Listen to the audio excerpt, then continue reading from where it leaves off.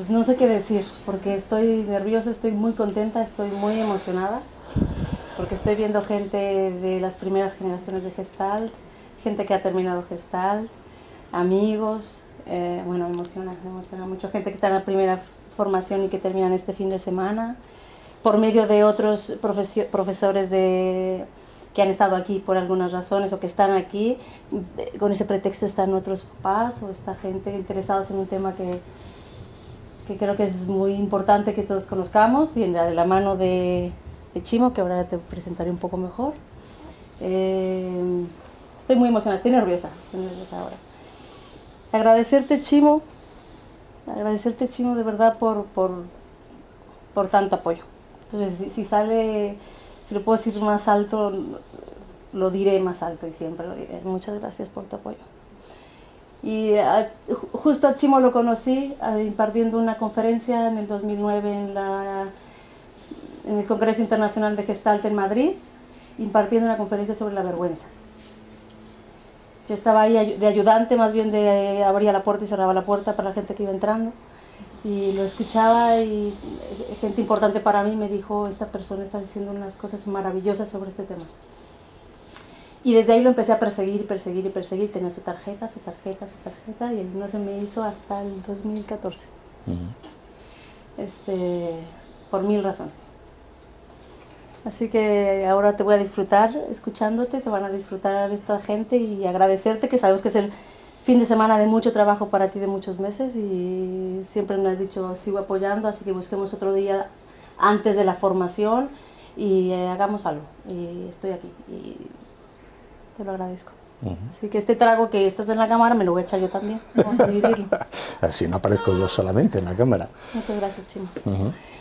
Bueno, a nivel profesional puedo decir 1000 cosas de él, ¿no? 1000 cosas de él. Está formado para mí con una de las figuras más importantes de la terapia Gestalt. 25 años. 25 años de formación en su centro en Valencia.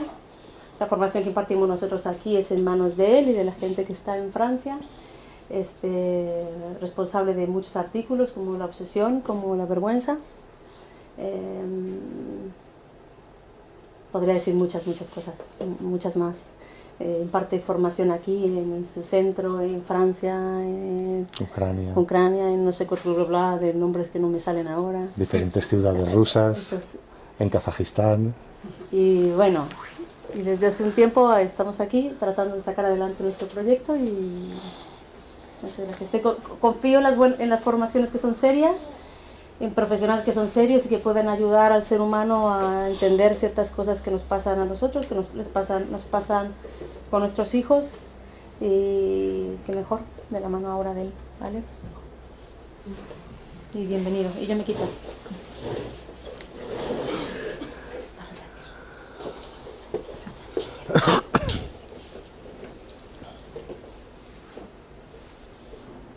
Entonces se recogió. Por si ¿Esperamos a alguien más? No sé. ¿Esperamos a alguien más? ¿Alguien que esté llegando más tarde? Uno, ¿no? La mujer que dijo que llegaba a las 8, ¿no? Okay. Ya la tiene.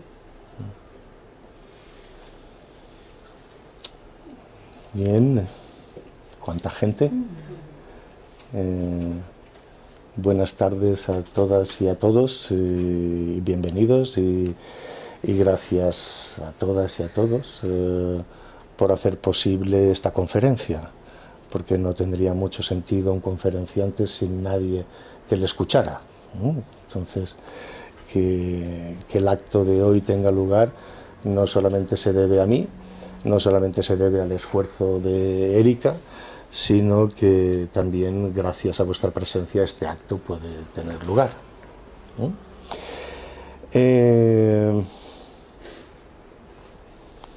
Antes de empezar, yo tengo aquí mi guión para leer algunas cosas, sobre todo de autores que me gusta lo que han dicho y cómo lo han dicho. Quiero proponeros, va a ser una conferencia que pretendo que sea un poco interactiva y no solamente una primera parte de exposición y una segunda parte de preguntas. Os quiero meter desde el principio en el tema. Entonces, para meteros desde el principio en el tema que nos ocupa hoy, la vergüenza, quiero que os toméis un tiempo para pensar en alguna escena de vergüenza propia. Podéis cerrar los ojos, abiertos, como queráis, pero quiero que os concentréis en alguna escena de vuestra historia, de vuestra vida, que vosotros calificaríais como una escena en la que habéis sentido y experimentado vergüenza.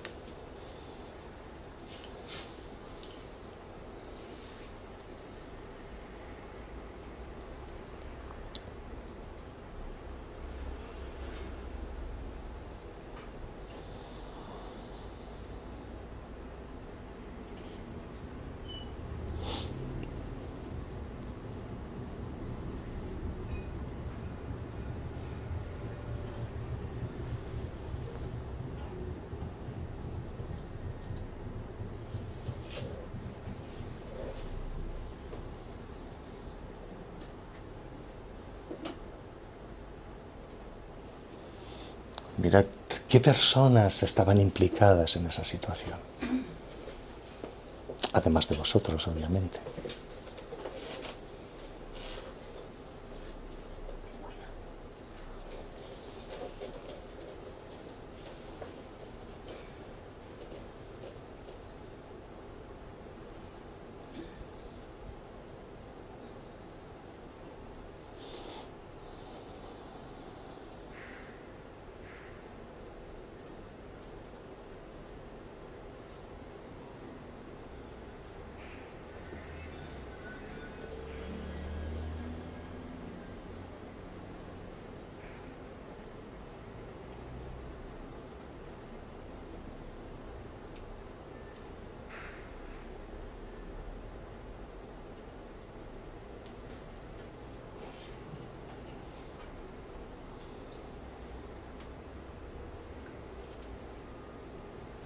¿Ya lo tenéis más o menos? ¿Os habéis ubicado? Sí. Segunda pregunta. ¿Estaríais dispuestos a contarle esa situación a alguien aquí en el grupo, a vuestro compañero o compañera de al lado? No quiero decir necesariamente que lo vayamos a hacer. Quiero que os planteéis la situación de compartir esa situación y ver si la podríais compartir, si no la podríais compartir, qué os impide compartirla, y incluso que imaginéis qué podría pasar si la compartíais.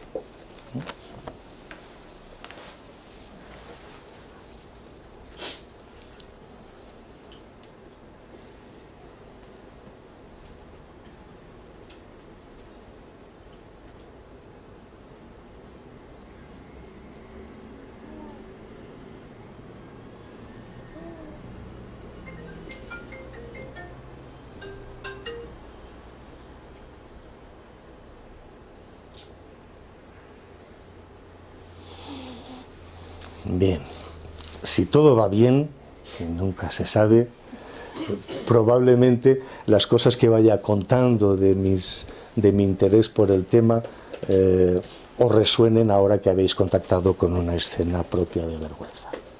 ¿De acuerdo? Antes que nada, clarificar qué entiendo por vergüenza o qué podemos entender por vergüenza. Hay diferentes niveles, grados de vergüenza. Para nosotros, los terapeutas Gestalt, no hay una línea divisoria clara entre lo que es sano y lo que es patológico o provocador de sufrimiento en el ser humano. la misma cosa que puede ser sana puede convertirse en un sufrimiento. Entonces, la vergüenza forma parte de nuestros contactos sociales con el mundo, con nuestras personas significativas, y habla de la moral, de la moralidad, de los usos y costumbres que aprendemos en nuestros grupos de pertenencia. Y en ese sentido, la formación de la moral de la persona, en sí la vergüenza no es mala, es un sentimiento saludable. De hecho, hay expresiones como: si tuvieras algo de vergüenza, no harías el gandul como lo estás haciendo. Es decir, si tuvieras algo de dignidad, en ese sentido la vergüenza se equipara a dignidad. Si tuvieras vergüenza no harías lo que haces. Esta es la dimensión formativa, educativa, sana de la vergüenza, pero casi con toda seguridad no es la que habéis imaginado. Porque la vergüenza también puede ser el siguiente paso de la vergüenza, sería cuando equiparamos la vergüenza con la timidez, con el retraimiento, con el sonrojarnos al hablar en público, cuando el profesor o el maestro nos saca la pizarra, pero también con esa vergüenza que sentimos cuando alguien nos ensalza, no necesariamente nos señala algo malo, sino también cuando alguien nos ensalza en algo que hacemos bien. Y nos ensalza delante de familiares, delante de amigos, y nos dice: enséñale al tío esos dibujos que has hecho, ¿no? Y el niño no quiere, y se pone rojo de vergüenza, y a medida que los padres insisten en no seas tonto, no seas tonta, enséñale a tu tío los dibujos que has hecho, y el niño no quiere, y pasa de sonrojarse a enfadarse, a enrabiarse. Más se enrabia y más se niega, a la vergüenza inicial se añade otra vergüenza, y es el de la humillación, el de no seas tonto, no te comportes así, pero ¿por qué eres así? Mira que eres... Y hay palabras ya desdeñosas respecto al niño o la niña que no quiere enseñar sus dibujos, o no quiere enseñar su culete, ni sus tetitas, que mira qué tetitas tiene mi hija. Bien. Es un tipo de vergüenza que, como veis, está relacionada con cosas que hacemos bien. ¿Por qué sentimos vergüenza entonces? Porque hemos sido expuestos a la mirada de un otro sin nuestro consentimiento. Es decir, aunque en apariencia los padres no lo hacen con mala intención, sino por presumir de su hijo o de su hija, hay un pequeño acto de violencia en esa situación, y es el que se nos expone a la mirada de un otro sin que nosotros lo hayamos autorizado. ¿Vale? Y si vamos subiendo,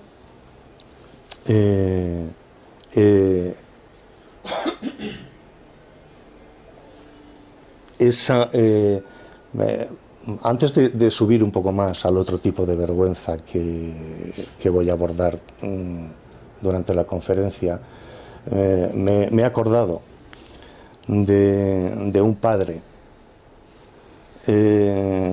Yo soy músico, además de psicólogo y formador. Soy músico aficionado y pertenezco, sabéis que yo soy de la Comunidad Valenciana, antes llamada País Valenciano, lo de país se quitó, ahora somos comunidad, igual terminamos siendo reino, no sé, pero en la Comunidad Valenciana, en cada pueblo, por pequeño que sea, hay una banda de música. y una escuela de música. Bien, yo a mis 50 años me autorregalé inscribirme en la sociedad musical del pueblo y formarme como músico. Y como soy persistente y perseverante y cabezón y testarudo, pues lo conseguí, y hace unos años que ya formo parte de la banda sinfónica del pueblo. Uno de los compañeros músicos, sabiendo que soy psicólogo también, viene en uno de los descansos, sobre todo de los descansos de cazalla, que es algo que se beben mucho los músicos allí, a hablarme de la timidez de su hija. Y lo que me cuenta me pone los pelos de punta, porque la niña es tímida, la niña se esconde ante familiares, la niña no quiere besar a los tíos. ¿Y qué recibe esta niña? Insultos, improperios, no te comportes así, mira que eres tonta por ser como eres. Y cuando yo oigo eso, me digo, por favor, no hagas eso.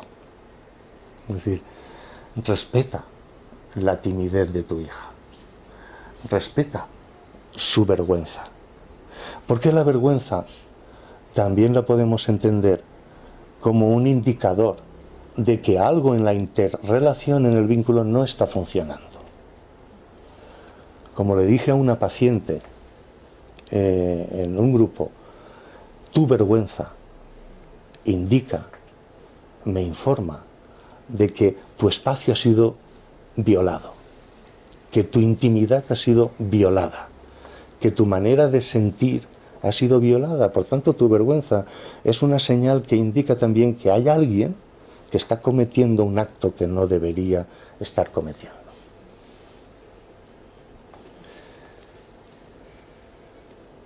Un tiempo después de haber hablado con este padre y decirle que por favor que no forzara a su hija a besar a tíos, padres, y que dejara que la niña encontrara su modo de acercarse, me lo encontré en otra sesión de cazallas y cervezas con su hija, pegada al pantalón de su papá. Y lo que yo hice cuando me encontré con él fue saludarle. La niña me miró, y cuando la niña me miró, lo que yo hice fue esto.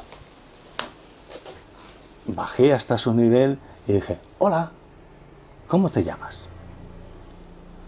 Y la niña me contestó. Y la niña salió de detrás de su padre y se acercó a mí. Entonces, si bien es cierto que tenía un comportamiento tímido y retraído, esa niña necesitaba, como tantos otros tímidos y tantos otros vergonzosos, encontrar un entorno que la respetara, que la acogiera y que se acercara respetuosamente a ella. Y que le permitiera, entre otras cosas, no saludar, no besar, no decir nada.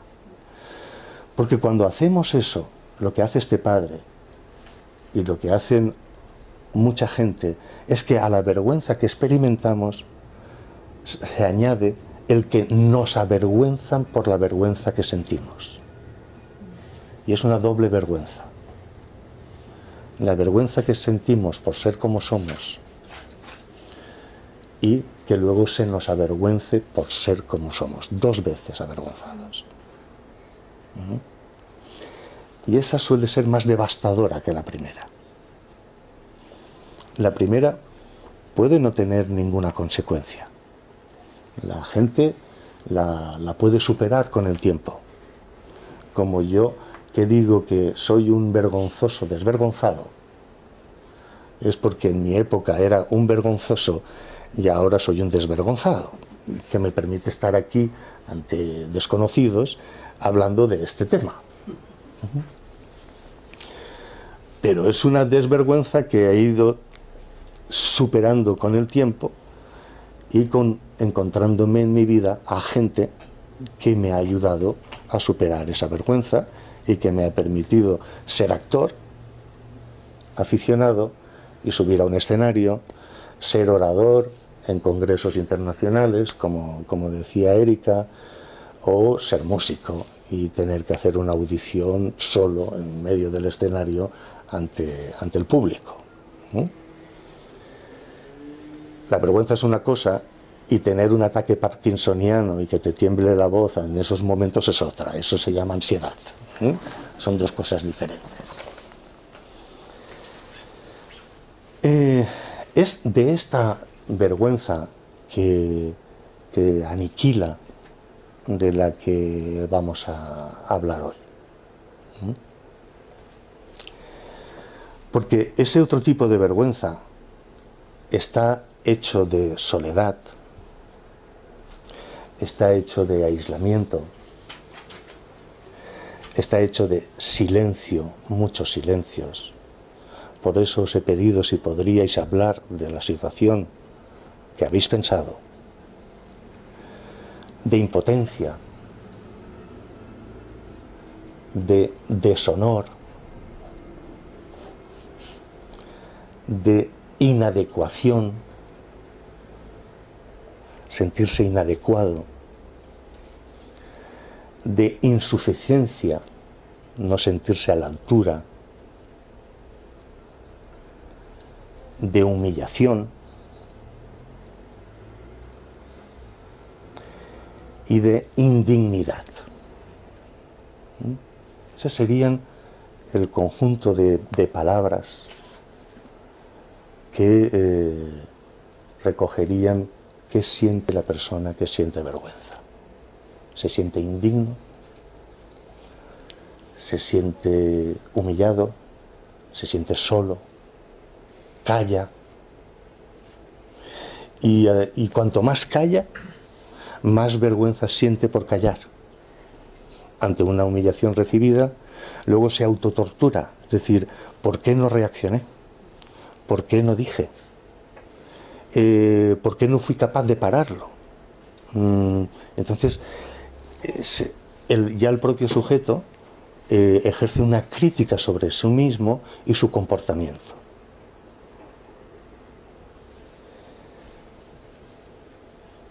Si esto que os he presentado es la vergüenza y el silencio, tiene mucho, acompaña a muchas escenas de vergüenza, porque la vergüenza a veces toca asuntos que uno no puede decir, que uno no puede nombrar. Y cuanto más tiempo pasa sin nombrarlos, más vergüenza siente. Pero seguro que en el momento en el que se produjo la situación de vergüenza, hubo algo en el entorno significativo de esa persona que no favoreció que esa persona pudiera hablar, pudiera decir. Entonces se instaló en el silencio y empezó a pensar que hay cosas que no se pueden decir, hay cosas que no se pueden nombrar.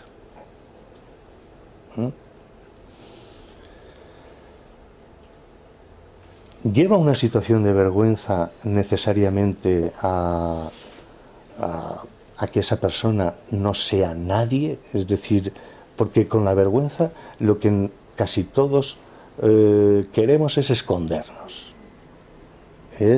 Si es muy intensa, tierra, trágame. No queremos ser vistos por el otro.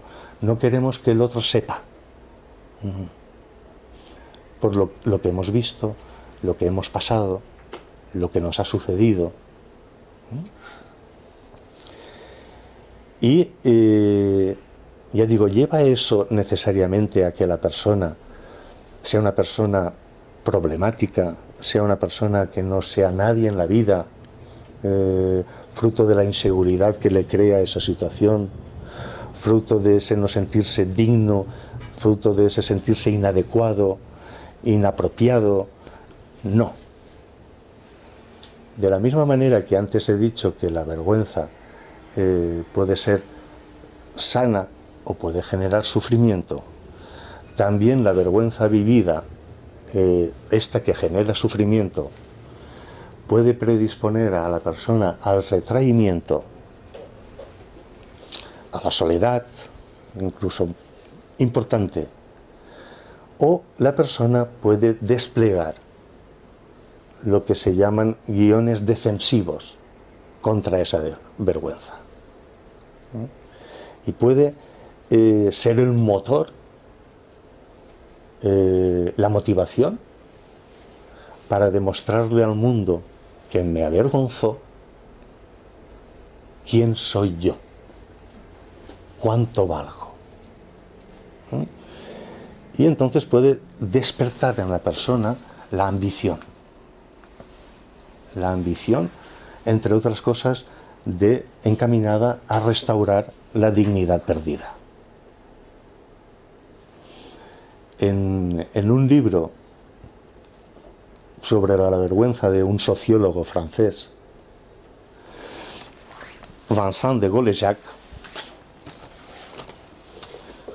¿me sigues, cámara?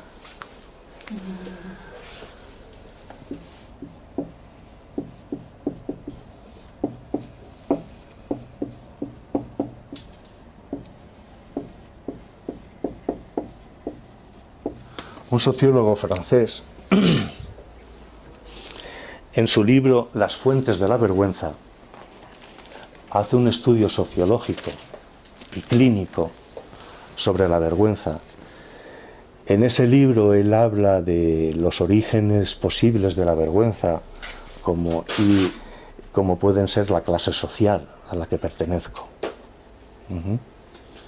como puede ser fruto de una relación extramatrimonial, como ser el fruto de una violación.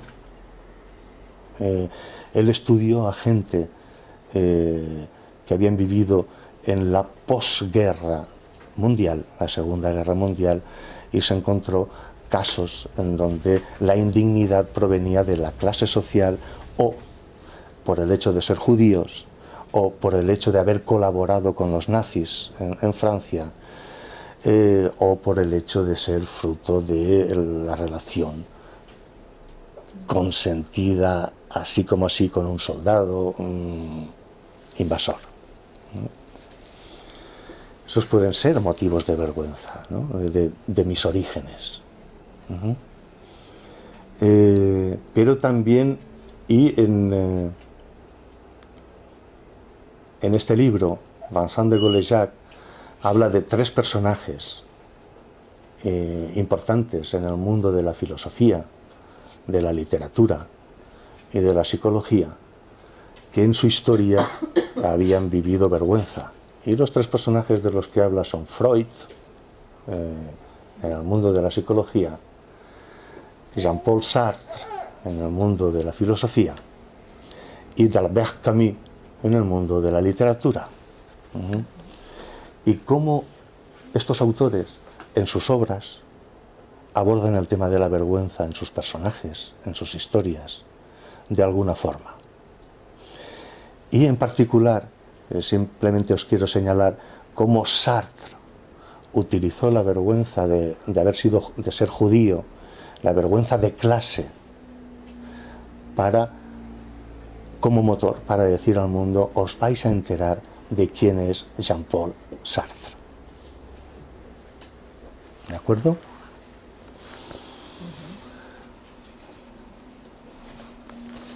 Sin ir a Jean-Paul Sartre, yo me he dado cuenta que casi todo lo que me interesa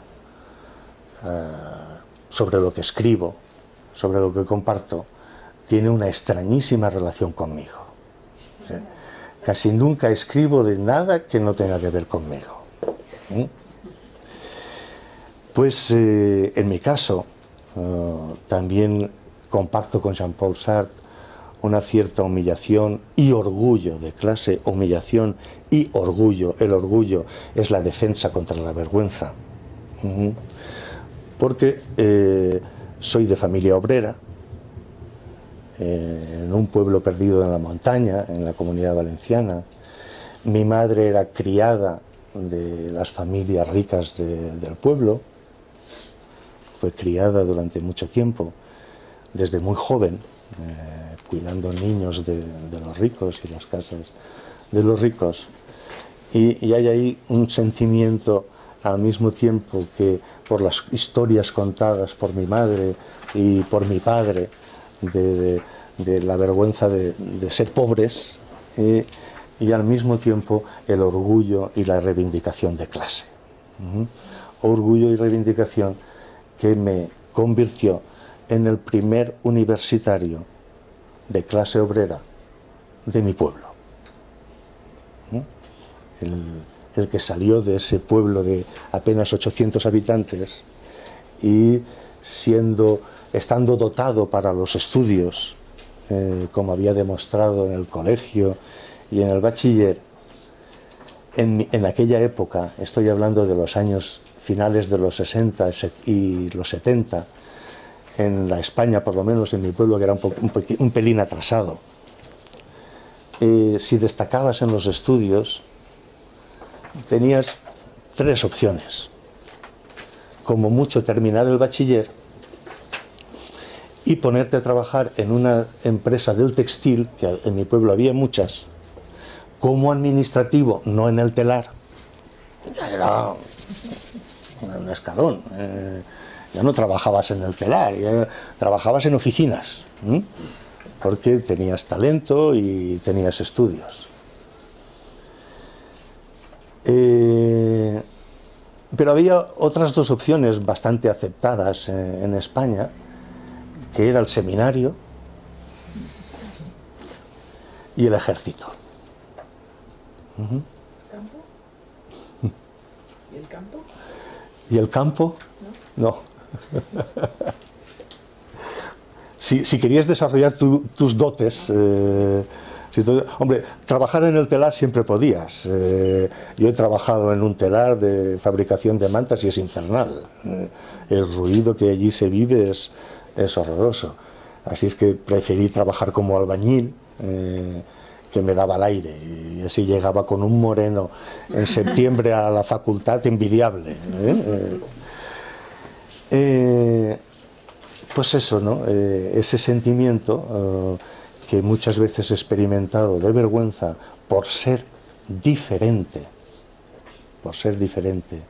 a mi pueblo, a mi clase, por querer ser distinto, me llevó a sentir vergüenza, porque ese es otro tipo de vergüenza. La vergüenza por ser diferente. Casi todos los autores que han estudiado el tema de la vergüenza, y es un tema estudiado desde hace 20 años hacia aquí, en el mundo de la psicología, no se había estudiado antes. Antes se había estudiado la culpa, pero se había estudiado poco la vergüenza. La culpa, la mayoría de los autores coinciden, está relacionada con algo que he hecho mal. Haber infringido una norma, una regla, de la que uno se siente culpable, y si eres buen cristiano vas, te confiesas, te arrepientes, haces propósito de enmienda y se te exculpa. La vergüenza no tiene que ver con haber hecho nada malo. Tiene que ver con ser. La vergüenza abarca al ser, no al hacer. Lo que siento es vergonzoso. Lo que pienso es vergonzoso. Lo que deseo es vergonzoso. Querer ser diferente a mi clan, a mi grupo, es vergonzoso. Y el clan, el grupo, te hace sentir vergüenza por ser diferente, por ser desleal al grupo. Entonces, uno puede sentir vergüenza siendo un artista en una familia de científicos. Uno puede sentir vergüenza por ser un científico que le encantan las matemáticas y las ciencias en una familia de artistas. El grupo te hará sentir vergüenza por desear escribir poesía, por desear hacer teatro, te dirán eso no sirve para nada, te vas a morir de hambre, las ciencias es lo bueno. Entonces, como veis, la vergüenza es algo que no está necesariamente relacionado con haber hecho nada malo, sino que en muchas ocasiones está relacionada con que nos hagan sentir vergüenza de pensar diferentemente, sentir diferentemente, opinar diferentemente, querer salir de ese pueblo como yo quería salir. ¿No? Obviamente también te hacen sentir culpable. Cuando sentimos vergüenza, también los autores que han estudiado el tema coinciden que la vergüenza se diferencia de otros afectos en que incluye un batiburrillo, una mezcolanza de afectos. Incluye el autodesprecio, incluye la rabia, incluye la culpa, incluye la tristeza, incluye el odio, el ansia de venganza contra aquel que me ha humillado. Es decir, incluye muchas cosas. Por eso algunos autores dicen que la vergüenza no es un sentimiento limpio, neto, como el miedo, como la rabia, sino que es un metasentimiento, en tanto en cuanto quien ha sentido vergüenza experimenta emociones y sentimientos diferentes. Disculpad, si no bebo no podré seguir hablando. Quizá lo agradezcáis, pero...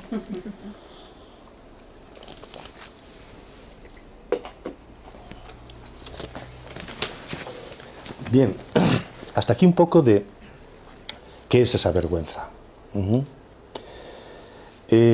También se puede sentir vergüenza por algo que de niño hayamos observado.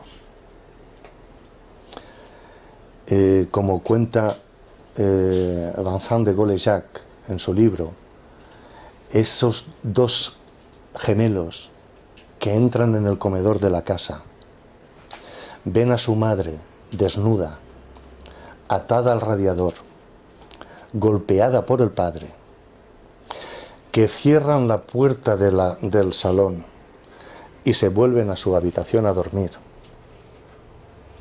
Esos niños también han vivido una escena de vergüenza.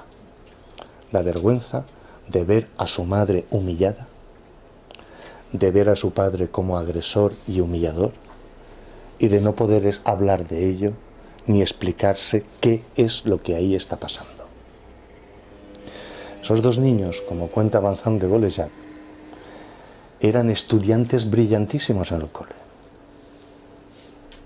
Es decir, esos dos niños, siendo unos estudiantes modelos, intentaban resolver la situación de vergüenza vivida, haciendo un acto de denegación, de negar lo que habían visto, entre otras cosas porque no se podía hablar de ello. ¿Qué iban a decir esos niños a su madre? Y a su padre. Sobre todo en la edad que tenían. ¿Qué iba a decir esa madre en respuesta a la pregunta de los niños? Entonces, son ese tipo de situaciones que se quedan, como he dicho antes, en lo no dicho, de lo que no se puede hablar, porque nadie lo va a entender, o incluso, si te atreves a hablarlo, lo van a negar. Hay una película danesa, muy dura, pero muy interesante, que se llama Festen.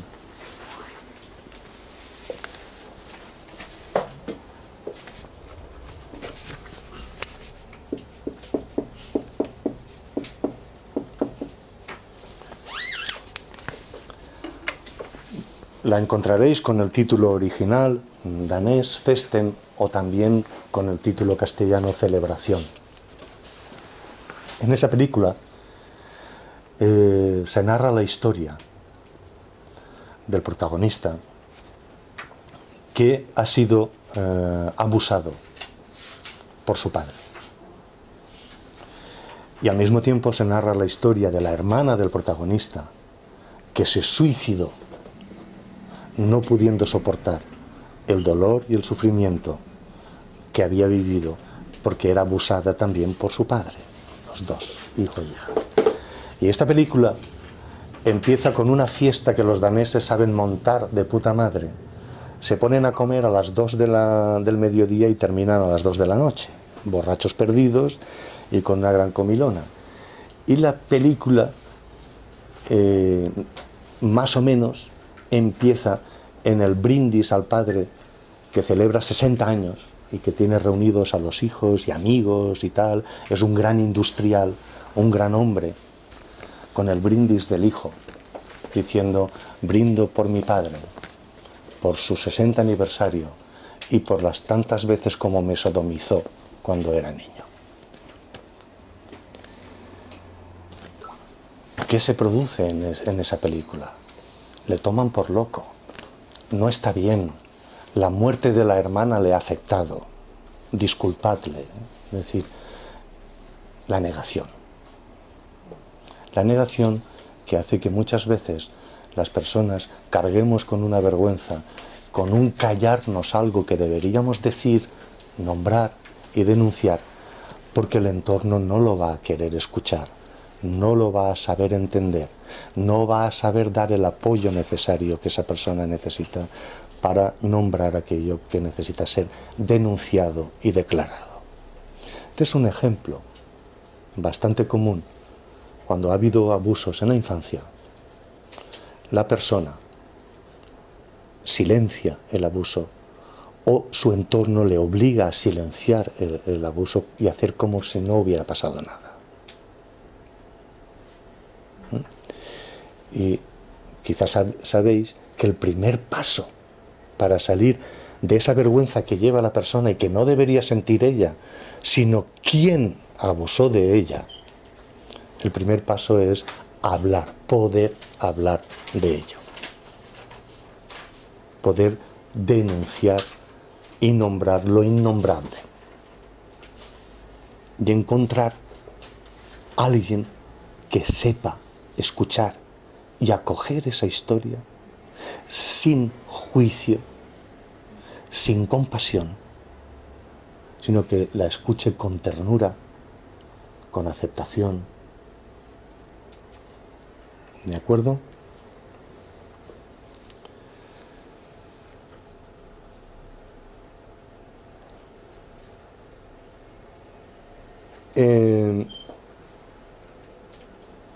Os he dicho antes lo que era vergüenza. Os voy a decir ahora que no es vergüenza. Es decir, cuáles son los elementos que van a favorecer que no sintamos vergüenza. No es vergüenza la convivencia frente a la soledad, el vínculo con otro frente a la soledad, la palabra, el poder hablar y no callar, el poder transformar mi historia, mi situación, el honor, el orgullo, la suficiencia, la dignidad. Pero para acceder a esta experiencia es necesario que la persona se vincule, establezca nuevas relaciones que puedan sacarla de la vergüenza. Porque si la vergüenza es aislamiento, silencio, soledad, y la no vergüenza es poder hablar, la palabra, la convivencia, crear vínculos. La vergüenza que ha sido gestionada y creada en vínculos significativos por la persona, no la puede resolver la persona en su individualidad, porque ha nacido de un vínculo. Y es encontrando vínculos y relaciones reparadoras cómo la persona va a poder recuperar su dignidad, su autoestima, su palabra, su ser importante para alguien. Entonces, serán esas relaciones de respeto, de apoyo, de escucha, de no juicio, en donde no se reproduce la escena de vergüenza, las que harán que esa persona, viviendo nuevas experiencias nutritivas y dignificantes, que podrá recuperar parte de la dignidad perdida y resolver la situación no resuelta. Esto, que es un principio de la terapia Gestalt, que quienes han estudiado conmigo saben cuán importante es para nosotros las relaciones y los vínculos, y que lo que se ha estropeado en una relación no se puede resolver en soledad, sino con relaciones reparadoras, encontrando a gente que te trata diferentemente a como te han tratado otras gentes, gente que no te avergüenza por ser como eres, gente que está dispuesto a escuchar tu historia y a comprenderla. Resulta que otras corrientes no gestálticas, como la corriente del sociólogo Vincent de Golejac o Gershon Kaufmann, que es otro psicólogo que ha escrito mucho sobre la vergüenza, todos ellos hablan de lo importante que son las relaciones para reparar este tipo de situaciones. Lo importante que es, yo hablo, claro, como terapeuta que a lo largo de mi práctica clínica, que ya ronda los 37 años de práctica clínica, me he visto confrontado con personas con una gran vergüenza y con la duda de cómo ayudarlas, cómo favorecer que puedan salir de esa situación, sin que perciban en mí ningún juicio, ni tampoco la compasión y la pena que les haría sentir vergüenza también. Y recuerdo un caso de una mujer que me dijo en una sesión que tenía muchas cosas que decirme y que no me podía decir. Y que sin embargo necesitaba decirme porque eran como una mochila que llevaba en su espalda y que le pesaba. Pero eran situaciones que le provocaban tal vergüenza que ni siquiera su novio, el que era su novio entonces, en la actualidad su marido, nadie sabía. Y tenía la necesidad de decírmelo, pero al mismo tiempo la vergüenza de decirlo.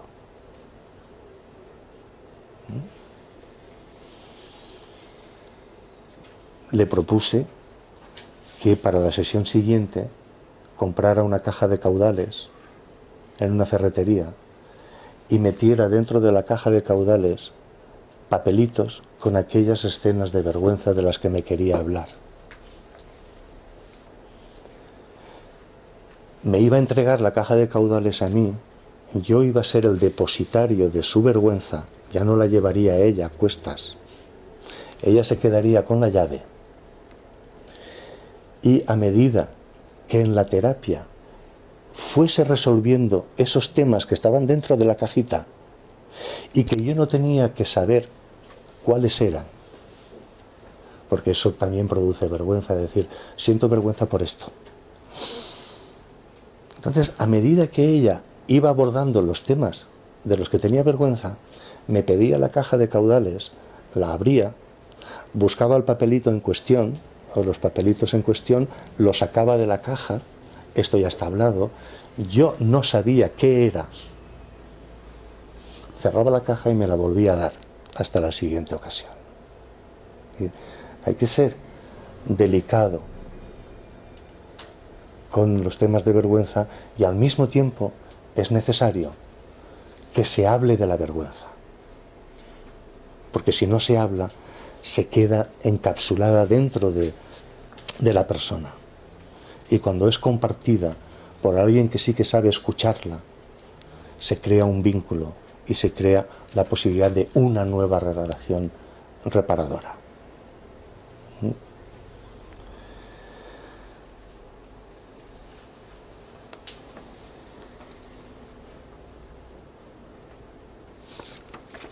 Voy revisando mis notas.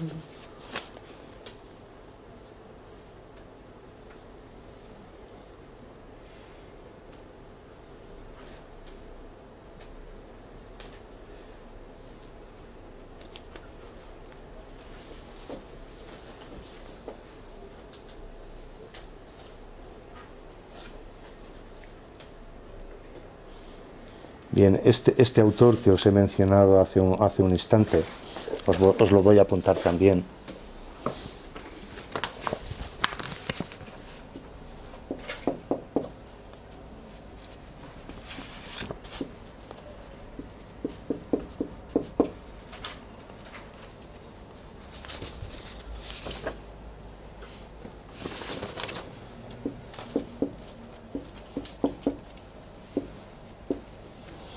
Gershon Kaufmann no es terapeuta gestáltico, pero eso no impide, obviamente, que escriba cosas muy interesantes.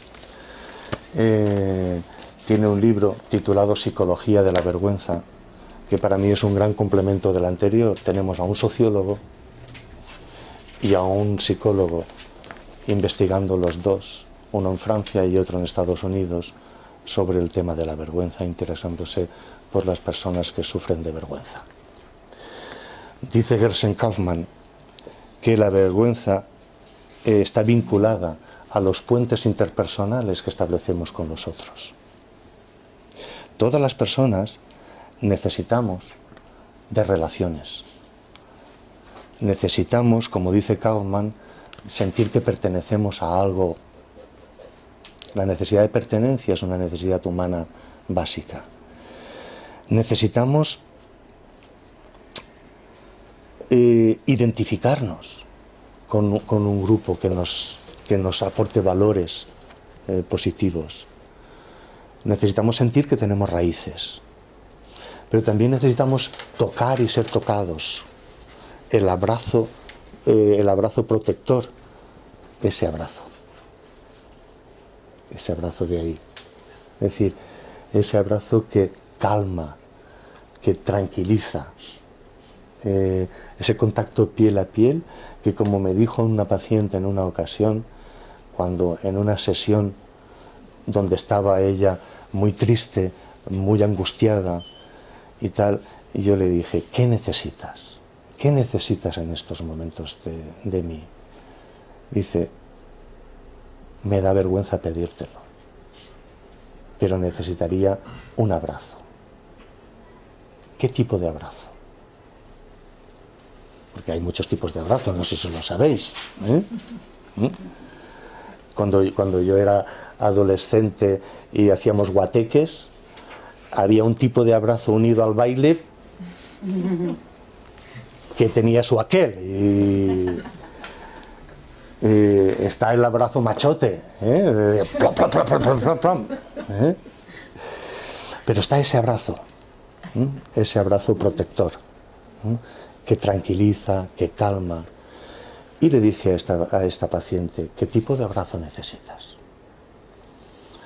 Y me pidió, ¿podemos sentarnos en el sofá? Nos sentamos en el sofá. ¿Puedes cogerme? ¿Puedo apoyar mi cabeza en tu hombro?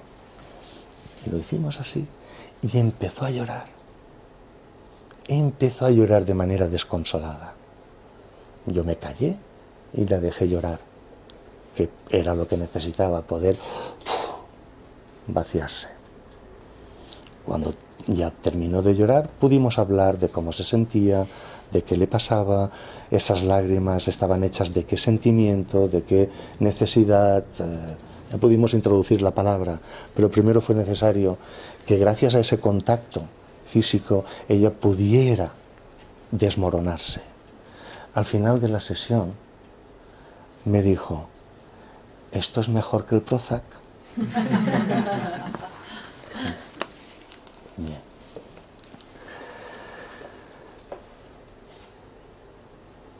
Llevamos 1 hora. Bien, va bien, va bien, va bien.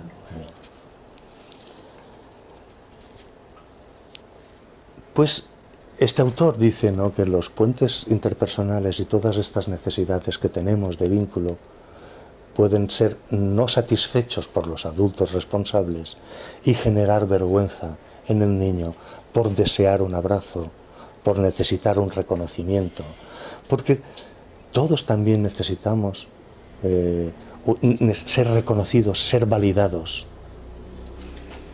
pensar que valemos, que tenemos un valor. La llamada autoestima, aunque tenga esa parte, ese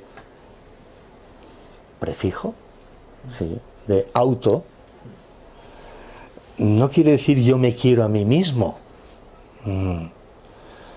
La autoestima será alta o baja en la persona en función de las relaciones significativas que haya tenido con el mundo, que le hayan hecho sentir valioso, autoestima alta. Valioso por ser como es, apreciado por ser como es. Y si la persona no ha vivido esto, tendrá una baja autoestima.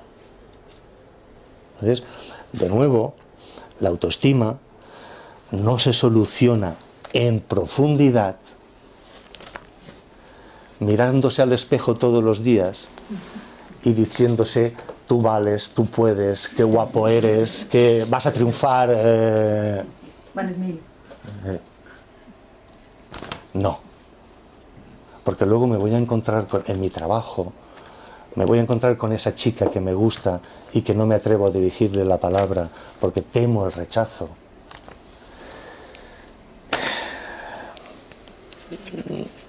O sea, necesito una mirada que me invite a acercarme a alguien que me dé valor. Porque si no, me voy a quedar en mi soledad y en mis creencias de poco valor, sobre todo si tengo escenas en mi vida en las que no he sido validado, no he sido reconocido, nunca era suficiente lo que hacía. ¿Pero qué hace ese bien ahí? ¿Qué hace ese bien ahí? Digo, coño, papá, tengo 6 sobresalientes esta evaluación, un notable, y tú me señalas el bien. Hombre, claro que sí, ese bien tendría que ser un notable y un sobresaliente. Digo, coño, la evaluación pasada, porque tenía 50-50. Y ahora que voy todo contento, todo orgulloso con mis sobresalientes, el cabrón me señala el bien. O sea, nunca es suficiente. Nunca es suficiente. Y digo esto de que nunca es suficiente porque las personas que han sentido vergüenza y quieren salir de ella, como Sartre, como yo, nos podemos meter en exigencias imposibles. Podemos tener un sentido del perfeccionismo esclavizante. Ese ánimo de demostrar nos hace llegar a ser de un puntilloso, de que ya no necesitamos un padre exterior que nos señala el bien, es que ya nosotros solitos lo hacemos, es que yo sé que no está bien, yo sé que soy capaz de hacerlo mejor. Coño, déjate un poquito en paz. Sí, pero ¿cómo? Primero, encontrando personas que te reconozcan, como yo he hecho en mi vida. Encontrando personas que te reconozcan. Y luego, como yo he dicho, sé tolerante. Yo he aprendido a ser tolerante. no solamente con los demás, porque las personas exigentes dicen, yo soy exigente conmigo mismo, o sea, soy exigente con los demás, no. La frase es, yo soy muy exigente con los demás, pero conmigo mismo también. Y lo presentan como un valor, que lo es, que lo es. Es decir, que te hace que no te dé igual 8 que 80, es decir, que quieres hacer las cosas bien y no presentes las cosas de cualquier manera. Yo, además de ser músico, además de haber sido actor de teatro, soy un gran bricolador.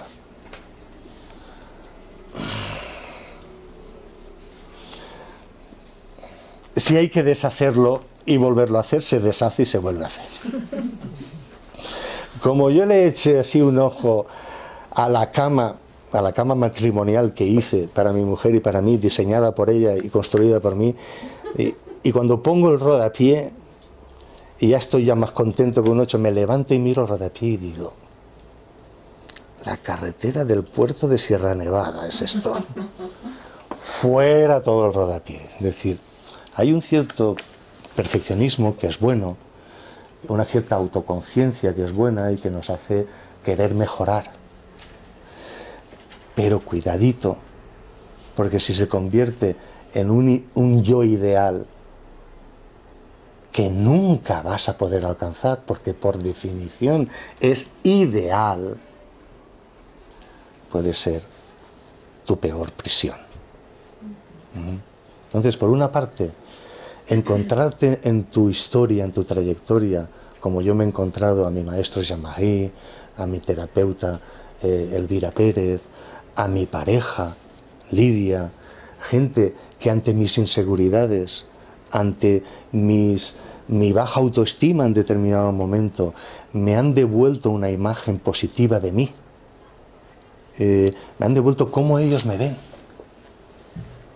qué es lo que ellos valoran en mí.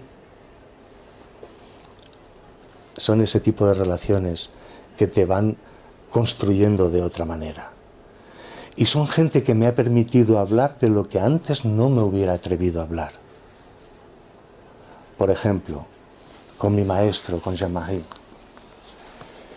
le presento un escrito que he hecho sobre el trastorno obsesivo-compulsivo. Lo escribí en el año 97. Y le pido una sesión de supervisión para que hablemos de mi escrito. Claro, era una sesión de supervisión y yo no había caído en ello.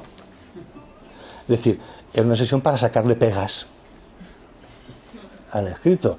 Y mira que le sacó el cabrón durante toda la hora. Y preguntas y tal. Y yo respondiendo, yo me sentía capaz de responder y respondía, pues muy bien, pues sí, si lo piensas así, pues eso lo tienes que introducir en el escrito y tal. Pero cuando terminó la sesión de supervisión, yo me salía de la habitación diciendo, tira el texto este a la papelera. De tantas críticas como había oído sobre el escrito. Pero Jean-Marie es una persona que me había permitido no callarme, como siempre me había hecho. Es decir, una persona que era capaz de ser cuestionado, es decir, era alguien que me había mostrado que yo le podía cuestionar. Y él iba a recibir mi cuestionamiento, mi crítica, iba a entender mis necesidades. Y como lo sentía capaz de hacerlo, yo fui capaz de darme la vuelta y decirle, vamos a ver, pero si yo hago todo ese trabajo de modificar este artículo, que hay cosas que incluso van a cambiar la estructura, ¿esto al final valdrá la pena?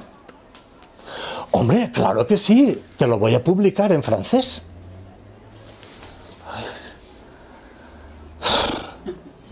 Menos mal. Pero muchas veces, cuando nos metemos en situación de examen, estamos dispuestos a recibir críticas. Y parece ser que tenemos todos, incluido yo cuando he sido supervisor de otra gente, habiendo sentido vergüenza cuando supervisaba, porque vas a tu supervisor a hablar de que no sabes qué coño hacer con tal paciente, con lo cual ya te estás mostrando poquita cosa. Es suficiente que el supervisor te haga sentir poquita cosa para que ya te hundas en la miseria. Entonces, a veces perdemos de vista lo importante que es mostrarle a alguien lo que vale. Hablar de sus valores y luego introducir la crítica allí donde corresponda, porque esa persona ha venido a mejorar. Pero no solamente hablar de críticas, porque si no, hundes a la persona.